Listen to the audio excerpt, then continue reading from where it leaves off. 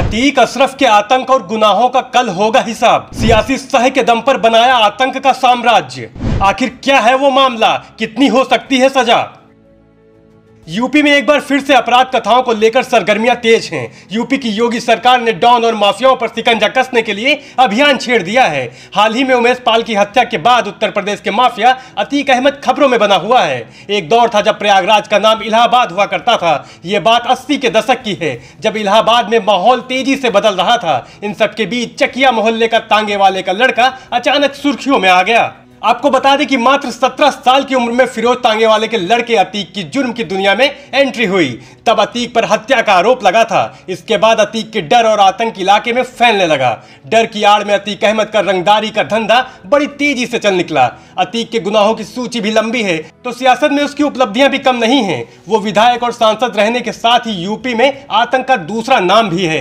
Gangster, history sheeter Atiq 5 बार विधायक और 1 बार उस फूलपुर सीट से सांसद भी रहा है। उसके खिलाफ 100 से ज्यादा आपराधिक मामले दर्ज हैं। उसका आतंक का अंदाजा इसी बात से लगाया जा सकता है कि हाई कोर्ट के करीब 10 जजों ने उसके ऊपर लगे मुकदमों की सुनवाई से इनकार कर दिया था। लेकिन राजू पाल की हत्या के बाद उसके पतन की शुरुआत हो गई। 25 जनवरी साल 2005 को प्रयागराज में शहर के धूमनगंज इलाके में विधायक राजू पाल की दिन दहाड़े हत्या कर दी गई। विधायक राजू पाल की हत्या का आरोप अतीक और अशरफ पर लगा। इस मामले में दोनों भाइयों को जेल भी जाना पड़ा।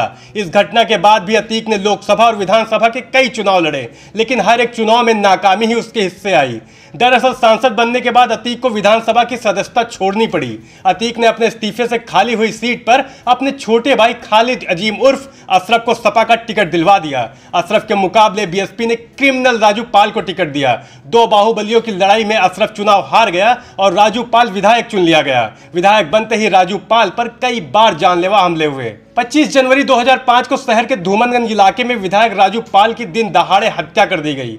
विधायक की हत्या का आरोप अतीक और अशरफ पर लगा। इस मामले में दोनों भाइयों को जेल भी जाना पड़ा। राजू पाल की हत्या के बाद सिटी वेस्ट सीट पर दूसरा उपचुनाव हुआ। उस समय सरकारी मशीनरी की मदद से अशरफ विधायक चुन लिया गया। इसी सीट से साल 2007 के चुनाव में अशरफ और 2012 में अतीक को हार का सामना करना पड़ा। राजू पाल की हत्या का आरोप अतीक के गले की ऐसी फांस बनी जिससे वह आज तक नहीं उबर सका और वह उसके लिए नासूर बन चुका है और अब वह मिट्टी में मिलने की कगार पर पहुंच गया है। अतीक का छोटा भाई पूर्व सपा विधायक अशरफ, जिसे जुलाई 2020 में गिरफ्तार किया गया था। गिरफ्तारी के वक्त उसके खिलाफ 33 मुकदमे दर्ज थे। 2.5 सालों से जेल में रहते हुए उस पर 19 और आपराधिक केस दर्ज हैं। मुकदमों की संख्या बढ़कर 52 हो गई है। अशरफ पर कई सालों तक 1 लाख रुपए का इनाम घोषित था। 2 नाबालिग छोटे बेटों को छोड़कर अतीक की बाकी 3 बेटों के खिलाफ भी क्रिमिनल केस दर्ज हैं। सबसे बड़ा बेटा उमर लखनऊ तो दूसरे नंबर का अली अहमद प्रयागराज की नैनी सेंट्रल जेल में कैद है। सीबीआई द्वारा 2 लाख रुपए के इनाम घोषित किए जाने के बाद बड़े बेटे उमर ने लखनऊ में सरेंडर किया था। दूसरे नंबर के बेटे अली ने 5 करोड़ रुपए की रंगदारी मांगने के मामले में पिछले साल जुलाई महीने में प्रयागराज कोर्ट में सरेंडर किया था। तीसरा बेटा असद उमेश पाल शूटआउट केस में मोस्ट वांटेड है और उस पर 2.5 लाख रुपए का इनाम रखा गया है। बता दें, योगी राज में अतीक और उसके गुर्गों के साथ ही तमाम करीबियों के खिलाफ बड़ी कार्रवाइयां की गईं। उसकी कमर तोड़ दी गई, लेकिन गुनाह की दुनिया का खात्मा होना भी पूरी तरह बाकी है। उमेश पाल शूटआउट केस के बाद जारी किए गए आंकड़ों के मुताबिक योगी राज में माफिया अतीक के गैंग पर कुल 144 कार्रवाइयां की गई। गैंग से जुड़े हुए 14 लोगों की गिरफ्तारी हुई। 22 करीबियों की हिस्ट्री सीट खोली गई। 14 लोगों के खिलाफ गुंडा एक्ट की कार्रवाई की गई। 68 सशस्त्र लाइसेंस रद्द किए गए। 2 लोगों को जिला बदर किया गया।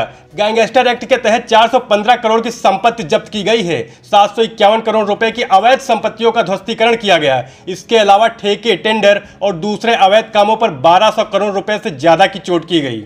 उमेश पाल अपहरण केस में स्पेशल एमपी एमएलए कोर्ट के जज डॉक्टर दिनेश चंद्र शुक्ल कल 28 मार्च को फैसला सुनाएंगे।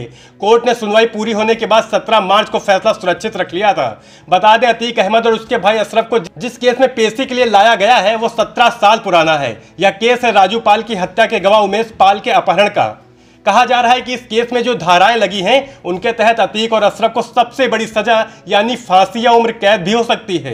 बता दें, उमेश पाल अपहरण केस में धूमनगंज थाने में आईपीसी की धारा 147, 148, 149, 364A, 341, 342, 504, 506, 120B और 7 CL एक्ट में FIR दर्ज है। इन धाराओं में हथियारों के साथ 5 से ज्यादा लोगों पर मारपीट, बंधक बनाकर गाली और जान से मारने की धमकी देते हुए अपने पक्ष में गवाही कराने का मामला दर्ज है। कानून के जानकारों की माने तो इन धाराओं में अतीक अहमद को आजीवन कारावास या मृत्युदंड तक की सजा मिल सकती है। उमेश पाल अपहरण केस में अतीक अहमद और अशरफ को सजा होती है तो यह किसी मामले में पहली सजा होगी। राजू पाल हत्याकांड के 8 गवाहों पर दबाव डालकर अतीक अहमद ने बयान बदलवाया था। अब अतीक और उसके भाई अशरफ के गुनाहों का हिसाब कल यानी 28 मार्च को होगा। Bureau report, national news now.